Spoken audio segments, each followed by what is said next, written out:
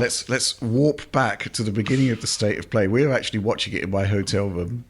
Yeah. And We were. let's just say that John's face was a picture. You put out a tweet about your disappointment, which the last time of looking, you had like 206,000 impressions on that and 270 comments. And basically, Concord, it kicked off with an extended pre-rendered cinematic, and Alex is shaking his head. I hate pre-rendered. We cinematics. had some sort of insight from the developer about what it's all about, and then we actually had a gameplay showcase.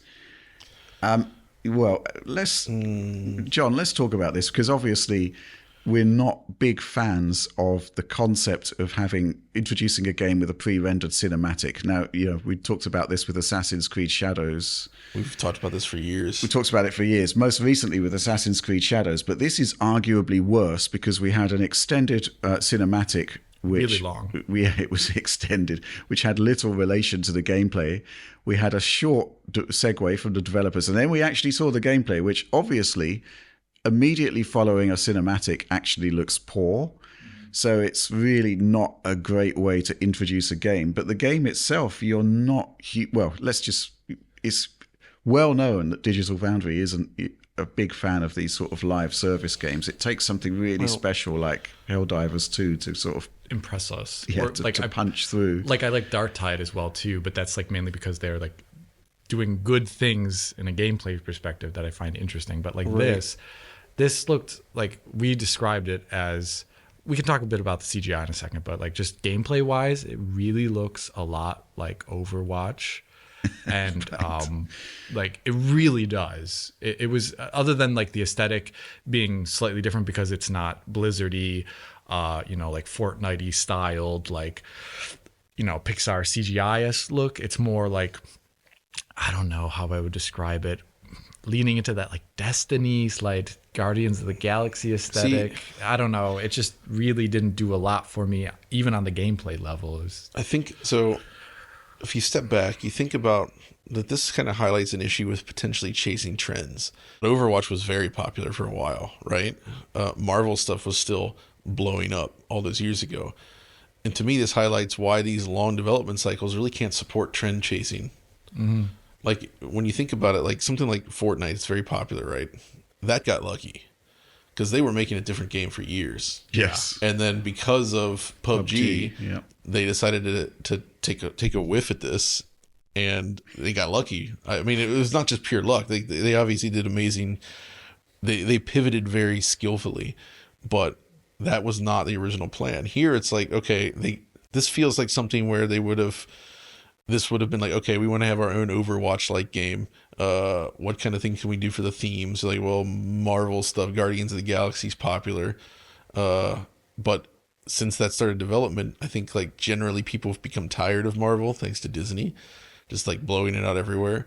I mean, it's still popular. Stuff like Spider-Man's still big. Like, it's not like unpopular, but I think a lot of people are having fatigue for it. Obviously, Overwatch 2 was when they stopped Overwatch 1 basically and went to 2, and 2 was a failure. I think it will find its audience, but so that's a concern there. The Marvel stuff actually genuinely feels like a dude in a suit in a boardroom went to like Chat GPT and was like typed in an AI prompt like, make a game like Overwatch that's like Guardians of the Galaxy. So you're talking about Marvel Rivals here, or Concord? I'm talking about Concord, right. Yeah, but also like, Marvel Rivals. We're also talking about Marvel Rivals. Guy. Yeah, It'll be a Sony guy. Yeah, but the reason, so this is tough because you can still see a lot of work's gone into this, right? They've obviously poured a lot of effort into building these characters in the worlds, and I can see some cool stuff there, possibly. I like that idea where they're like, oh, we have like different cutscenes that pop up each time you play, which is a fun idea because like it builds out the characters. But the reason we're so negative, I guess, is because obviously, one, we admit this openly, right? We don't like these types of games. So if you're somebody that's like, oh, but I love these types of games, that's okay. You should know that we don't. So if we say something negative about it, right, you know that we don't like it, so you can just safely categorically ignore us. You can disregard our opinions on this style of game because that's not for us. So the reason it was annoying then is because this was like a slightly over 30-minute, like 35-minute presentation that we knew. We were waiting for stuff. Like half of this runtime almost was dedicated to this thing that instantly didn't appeal to any of us. And half more, maybe even more than half of the runtime is CGI. 7 minutes was CGI. Yeah, which was not great. So the CGI, well, there's a lot of reasons why I don't think the CGI thing works at all. One, it's like you're spending a lot of money and resources and time, sideways time. It's another studio probably making the CGI altogether. To present something that at the end doesn't look like the game other than visual theming being the same. And, like the character models, the way they move, the way the camera's moving, this has nothing to do with the real game. And I don't know, I guess they're trying to build character at that point, but why not then use the in-game graphics, the in-game assets that already exist and just animate it? It'll be cheaper. It won't look as flashy, but it'll at least be at the proper frame rate the game is at, the proper visual acuity. And so you show the CGI trailer, which, it's at a lower frame rate, but the assets, the visuals are so much higher. And then you cut to gameplay and it just looks like jank in comparison. Like it looks visually okay. I said, it's a good looking game. Okay, but you're basically setting a visual expectation with that trailer. Which isn't met by the gameplay, obviously, which is the whole, I keep saying it, imagine seeing a trailer for your next movie at the multiplex, and the actual movie is nowhere near as good looking as the trailer in any way, sense, or form. Yeah, and it's something you don't really find in other media so often. Yeah. And I think it's just a bad idea, and it's a waste of time for the user. Like, I think also, if the humor doesn't land, which this didn't for me, by the way, then it's like a real drag. So I'm guessing it's a character-driven game, right? And they were trying to introduce the characters. But that was the method they chose, and it kind of backfired. And it's too derivative, I think. Mm-hmm. And I really feel like there's a real problem with. I used to love multiplayer games, if you can believe it. Mm-hmm. But the problem is, I feel like after Call of Duty 4. And then other successes, everything changed. One, it became focused on filling meters and leveling up, which I think, this obsession with progression is not something that needs to be in every game. I think there's also issues with just there's too much focus on perfect balance, perfectly fine tuning this. That sounds like something you would want, but you look at a lot of the best shooters, it's they're not actually that super balanced or tweaked, and that's where a lot of the fun ends up coming out of it, right? Halo 1 is not a balanced game at all, but it's a blast to play in multiplayer. And 2 was better in that regard, but it was still early days for that, right? And then I would say Helldivers 2 feels like something that isn't. It felt older, but in a good way, and I think that's actually why it resonated real well, because there's just a lot of silliness and stuff that can happen where it didn't feel like the typical what you would expect from a multiplayer game today. There was a bit of a roughness to it, right? In a good way, and I feel like this feels so carefully calculated in a way that just it's hard to get excited about it. Mm-hmm. And if they really did something different that felt fresh, maybe I would be willing to give it a chance. Mm-hmm. Okay. I mean, so it's. Yeah, that's just our perspective, I think. Yeah, but it's just a shame to see so much of the runtime dedicated to it, at least from our perspective. Well, that would suggest it's a big bet from PlayStation then. It has to be. Yeah. Mm-hmm. Let's quickly talk about Marvel Rivals, which is of the similar ilk. Mm-hmm. There's been a closed alpha on PC already, I believe. This is our first look at it on PlayStation. It looks like very similar, really, doesn't just it? With a different perspective, because there's aspects of third person in the Concord game. I was about to call it Condor again. Well, it isn't. Well, Marvel Rivals is all it's third person. Yeah. So this is all third person. I think its difference is that it's going to have some sort of, it's using the Marvel characters, so they want that IP. Yeah, it's got the destructible environments as well. Yeah, which this is so cynical.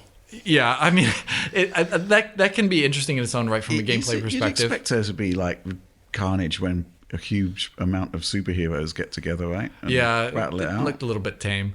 as a result of that. I mean, I'm all for more destruction in any game and any physical interaction with the environment, which is completely lacking otherwise in the AAA sphere. But it being here, and they didn't really emphasize it a lot. It just kind of like happened as stuff was going on, and most of the focus actually seemed to be on the character combat, and less so what it was doing to the environment. Like I thought the finals was interesting, but one of its issues was that it lacked like character for the rest of like what was happening. Especially you used AI voices and stuff like that, which kind of took the character out. Here, the character is like the primary aspect that everyone's concentrating on, but since I'm not a Marvel fanatic, it really didn't do anything for me. And I don't know, we'll see that one. But it was just like, it's interesting how they have two products in the showcase, which are trying to capture the exact same market. Like, yeah, these are direct competitors from one another, and they show the games not back to back, but close enough that the other one's still in your memory, and you're like, okay. Yeah. Well, I do like my Marvel, as you know, Alex. I know. And I'm kind of intrigued by Marvel Rivals, and I was interested that they kicked off with Venom. Mm-hmm. And, you saw the symbiote suit doing symbiote things. And then I loved there's like a shot later on where Spider-Man's like swinging into an arc, and I thought that looked great. But then, bizarrely, Spider-Man seems to gain Venom powers. And he's saying things are going to get sticky. It's like, oh, that's right. I remember that. This isn't Spider-Man unless the symbiote suit has come back and it's red and blue this time. It's like, what's going on? That's a bit weird. So that's kind of sending alarm bells that maybe there's kind of like a set series of abilities that are kind of repurposed for each character, similar to the way Avengers did it. Oh, yeah. But yeah, I mean, again, it just feels like game design by Boardroom. Like you look at everything in there, and you're like, this was something that was figured out through research and data, and like it doesn't. These types of things just don't feel like games that are made just to be fun games. This feels like # John, but what about that PS5 exclusive Spider-Man suit? Yeah. Yeah. What about it? What about it? Yeah.